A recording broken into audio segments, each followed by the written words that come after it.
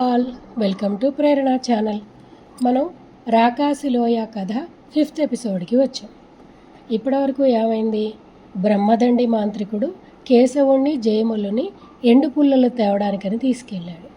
ఈలోగా అక్కడ రాజుగారి మందిరంలో ఏమైంది అంటే, అక్కడ రాజుగారి రహస్య మందిరంలో ఒక సమావేశం జరుగుతుంది.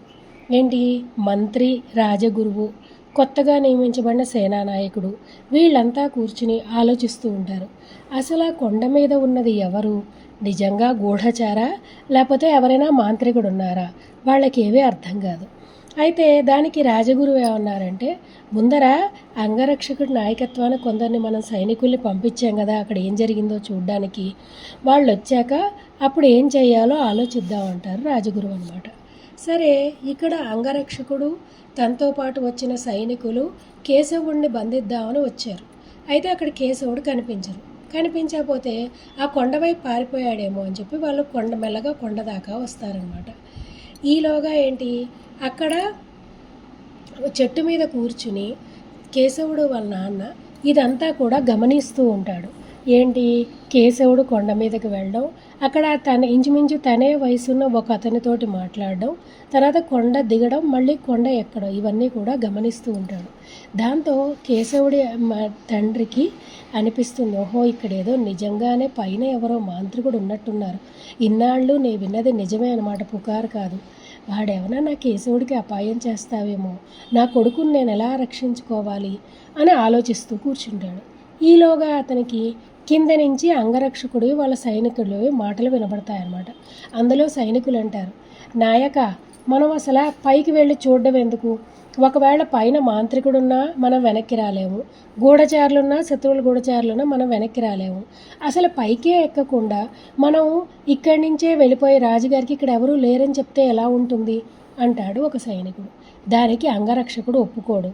అదేంటి, మనము పైకెళ్ళి చూద్దాం, పైకెళ్ళి ఒకవేళ శత్రువులే ఉండి వాళ్ళ చేతిలో చచ్చామా వీరస్వర్గమే అవుతుంది. ఒకవేళ మాంత్రికుడు ఉన్నాడు అనుకో, ఈ విషయం మనం రాజుగారికి చెప్పామనుకో, మనకి రాజుగారి నుంచి మంచి బహుమానం వస్తుంది. ఏదైనా మనం కొండ ఎక్కాల్సిందే అని వాళ్ళల్లో వాళ్ళు మాట్లాడుకుంటూ ఉంటారు. ఈ మాటలన్నీ చెట్టు మీద కూర్చుని ఉన్న కేశవుడి తండ్రి వింటాడు. అతనికి అనిపిస్తుంది, అతనికి కూడా కొండెక్కి వాళ్ళ కొడుకుని రక్షించుకోవాలని ఉంటుంది, కానీ ఒక్కడూ వెళ్ళలేక ఊరుకుంటాడు. ఇప్పుడు వీళ్ళ మాటలు విని కొంచెం ధైర్యం వస్తుంది. అమ్మయ్య, నేను వీళ్లతో పాటు వెళ్ళి నా కొడుకుని వెతుక్కోవచ్చు అని అనుకుంటాడు, జాగ్రత్తగా తీసుకురావచ్చు అని అనుకుంటాడు. అయితే వీళ్ళకి నమ్మకం కలిగించడం ఎలా అని చెప్పి ముసలివాడు ఏం చేస్తాడు, ఒక చెట్టు కింద నిద్రపోతున్నట్టుగా నటిస్తారు. వాళ్ళు నటిస్తూ చిన్నగా ఏదో కలవరిస్తూ ఉంటాడు. సడన్గా చప్పుడు వినేటప్పటికీ అంగరక్షకుడికి, సైనికులకి చాలా భయం వేస్తుంది. అమ్మో, ఏంటి ఏదో మనిషి మాట్లాడుతున్నట్టుంది అని చెప్పి వాళ్ళు ఇటు పక్కకు వచ్చి చెట్టు కిందకి చూస్తారు. అక్కడ కేశవుడి తండ్రి ఉంటాడు. నాయక, ఇక్కడెవరో ముసలివాడున్నాడు, ఇతనే మాంత్రికుడేమో, పీక తెగ్గొస్తే పోలే అంటాడు. అప్పుడు నిద్ర నటిస్తున్న కేశవుడి తండ్రికి, అమ్మో, నేను ఇలాగే నిద్రపోతున్నట్టు నటిస్తే నాకేమైనా ప్రమాదమేమో అని గాఢ నిద్రలోంచి లేచినట్టుగా ఆవలిస్తూ లేస్తాడు. లేచి, అయ్యా మీరెవరు, మీకేం కావాలి అని అడుగుతాడు ఏవీ విన్నట్టు. దానికి అంగరక్షకుడు, నీకు ఈ కొండ మీదకి వెళ్ళడం దారి తెలుసా అంటాడు.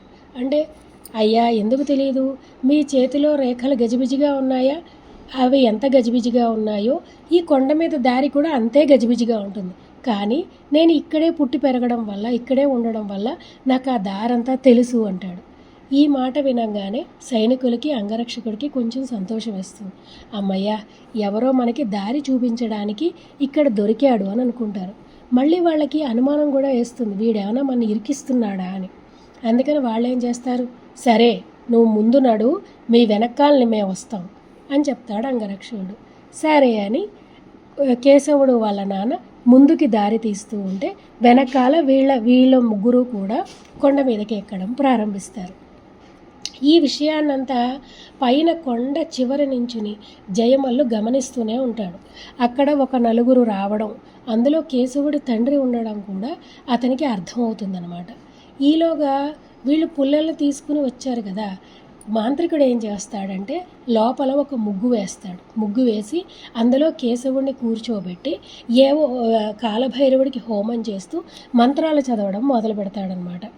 అయితే ఈ జయములతో ఏమంటాడంటే, కేశవుడిని కాలభైరవుడు ఆవహించబోతున్నాడు, ఆ స్థితిలో నువ్వు అతన్ని చూడడం ప్రమాదం అని చెప్పి జయములను గుహ నుంచి బయటికి పంపేస్తాడు.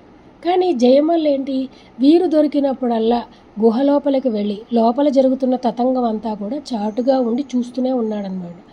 ఇక్కడ జయమల్లు తెలుసుకోవాల్సింది ఏంటంటే, కాలభైరవుడు ఆవహించినప్పుడు కేశవుడు ఏం చెప్తాడు అని. అది ఎందుకంటే ఒకసారి కాలభైరవుడు ఆవహించాక కేశవుడు ఏం చెప్పాడో అది వదిలేశాక కేశవుడికి గుర్తుండే అవకాశం అనేది ఉండదు. ఇంకొకటి, ఒకసారి ఆ రహస్యం తెలిసాక, ఏదైనా రహస్యం తెలిసాక కేశవుడిని మాంత్రికుడు చంపేస్తాడేమో అని అనుమానం కూడా ఉంటుంది. అందుకని ఏం చేస్తాడు, బయటికి లోపలికి తిరుగుతూ ఉంటాడనమాట.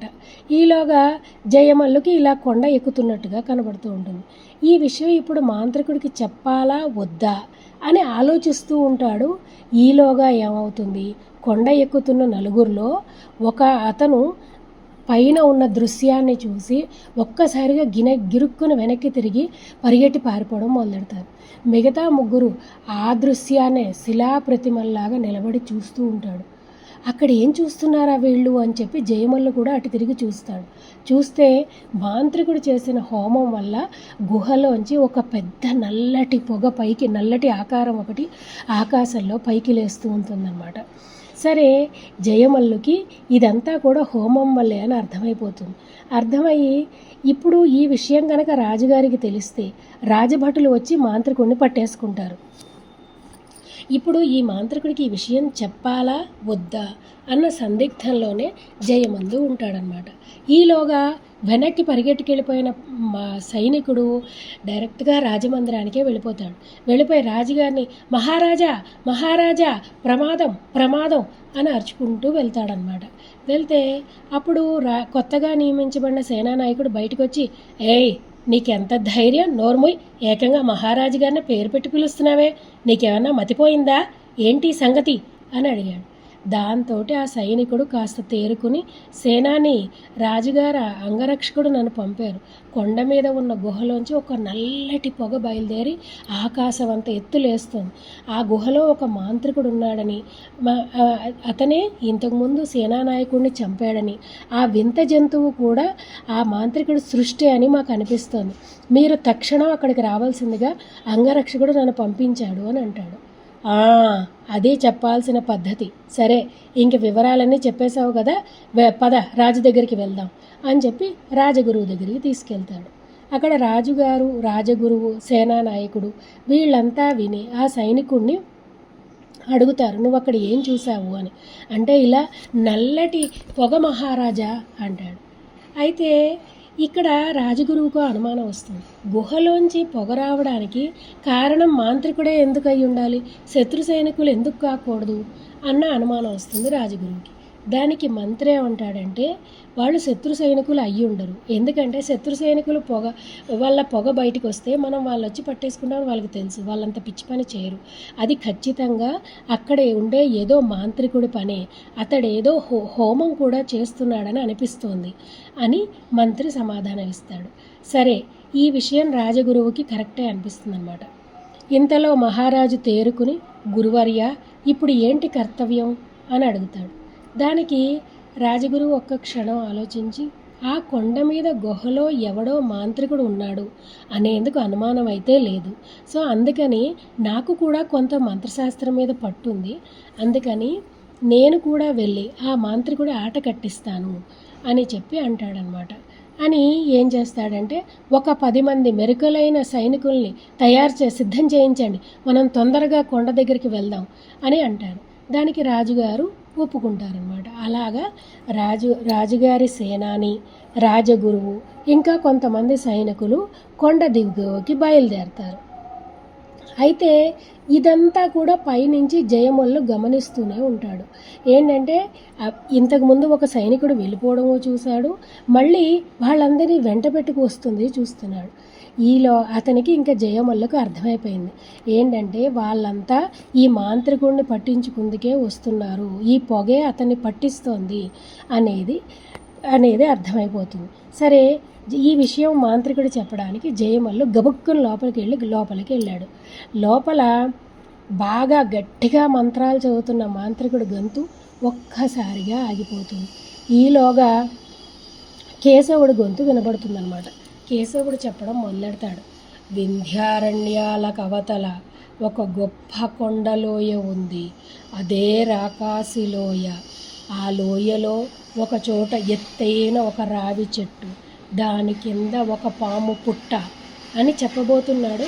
బ్రహ్మదండి మాంత్రికుడు ఆత్రం ఆపుకోలేక, కాలభైరవ చెప్పు, త్వరగా చెప్పు, అక్కడ ఏముంది అంటూ కేశవుడి భుజం మీద మంత్రదండంతో గట్టిగా కొడతారు. అప్పుడు మళ్ళీ కేశవుడు చెప్పడం మొదలు పెడతారు.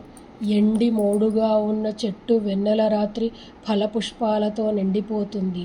పులిరాజును చంపి చర్మం ఒలిచి దాన్ని ఎవరో నా గొంతు నొక్కుతున్నారు అని గొంతును పట్టుకుని కేశవుడు అటూ ఇటూ ముందుకు ఊగసాగాడు. కేశవుడి వాలకం చూస్తూనే బ్రహ్మదండి మాంత్రికుడు, ఎవడవాడు నా మీదే మంత్రప్రయోగం చేసేవాడా, కాలభైరవుడి నోరు కట్టుబడేలా చేస్తాడా అంటూ అరవడం మొదలెడతాడు. జయమల్లు ఒక్క గెంతులో గుహ ముందు నుంచి పరిగెత్తి కొండ దిగువ కేసి చూస్తాడు. ఈసరికి రాజగురువు మిగతా భటులు అందరూ కూడా కొండ కిందకి వచ్చేస్తారు. రాజగురువు గుర్రం నుంచి దిగి కమండల్లోంచి నీళ్లు తీసుకుని ఆ కొండరాళ్ల మీద చల్లుతూ ఉండడం అతనికి కనబడుతుంది. సో ఇప్పుడు రాజమల్లుకి అర్థమైపోతుంది, ఈ రాజగురువు తిరుగు మంత్రాన్ని ప్రయోగం చేస్తున్నాడు. ఇంకోటి, ఈ సైనికుల వల్ల నేను, కేశవుడు, బ్రహ్మదండి మాంత్రికుడు మేము ముగ్గురం కూడా దొరికిపోతాము అని జయమల్లుకి అర్థమైపోతుంది. జయమల్లు గబగబా లోపలికి పరిగెట్టి, గురురాయా, బ్రహ్మపుర సైనికులు కొండ ఎక్కి వస్తున్నాడు అని గట్టిగా అంటాడు మాంత్రికుడితోటి. దానికి మాంత్రుడు, వాళ్ళు సైనికులైతే మనకేం భయం రా శిష్య, వాళ్ళ వెంట తుచ్చమాంత్రికుడు ఎవడో ఉన్నాడు, వాడు మన కాలభైరవుడి నోరు కట్టేశాడు. సరే, ఆ తుచ్చుణ్ణి ఆ కాలభైరవుడికే నేను బలి పెడతాను. ఈలోగా మీరిద్దరూ వెళ్ళి ఎక్కడైనా దాక్కోండి వాళ్ళకి దొరకకుండా అంటాడు. అని ఈలోగా మాంత్రికుడికి అనుమానం వస్తుంది. ఈ గుహ లోపల కూర్చుని నువ్వు జరిగిందంతా ఏమైనా చూసావా శిష్య అని అడుగుతాడు. దానికి జయమల్లు అమాయకంగా, అదేంటి గురురాయ, నన్ను బయట కాపలా ఉండమన్నారు కదా, మీ ఆజ్ఞ పాలించబట్టే నేను బ్రహ్మపుర సైనికులను చూడడం అనేది జరిగింది. ఈ గుహలో చూస్తూ కూర్చుంటే ఆ కొండను దగ్గరికి వస్తున్న శత్రువులు నేను ఎలా పసిగట్టగలేవాను అని అంటాడు జయమల్లు అమాయకంగా. అప్పటి వరకు మైకంలో ఉన్న వాళ్ళ అటూ ఇటూ ఉన్న కేశవుడు గబుక్కన లేచి నిలబడి చుట్టూ కలియ చూస్తూ, నేనెక్కడున్నాను, నేనెవణ్ణి అంటూ కేకలు వేయడం ప్రారంభించాడు. మరి అయితే రాజగురువు మిగతా సైనికులు ఈ మాంత్రికుడిని పట్టుకోగలిగాడా? మరి ఈ కాలభైరవుడు ఆ రాకాసిలోయ రహస్యాన్ని సగంలోనే చెప్పడం కేశవుడు ఆపేశాడు కదా, మరి అసలు నిజంగా రాకాసలోయ అనేది ఉందా? ఆ మాంత్రికుడు పూర్తి నిజాన్ని కేశవుడి చేత చెప్పించగలిగాడా? ఈ విషయాన్ని మనం వచ్చే ఎపిసోడ్లో తెలుసుకుందాం. సరేనా? ఉంటానే మరి, బాయ్.